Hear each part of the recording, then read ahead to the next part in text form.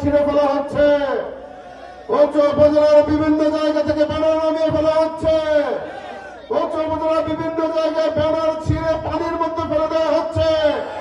স্পষ্ট করে বলে দিতে চাই, আমার মা বোনদেরকেও হেনস্থা করার চেষ্টা করা হচ্ছে।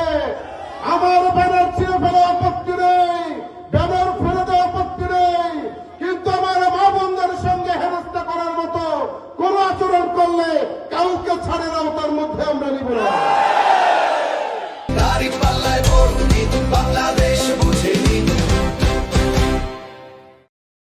সাথে সাথে এই কথা বলতে চাই, তোমরা ব্যানার ছিঁড়ছ খুব ভালো কথা, ব্যানার ফেলে দিচ্ছ, ফেস্টুন ফেলে দিচ্ছ, কিচ্ছু আসে যায় না।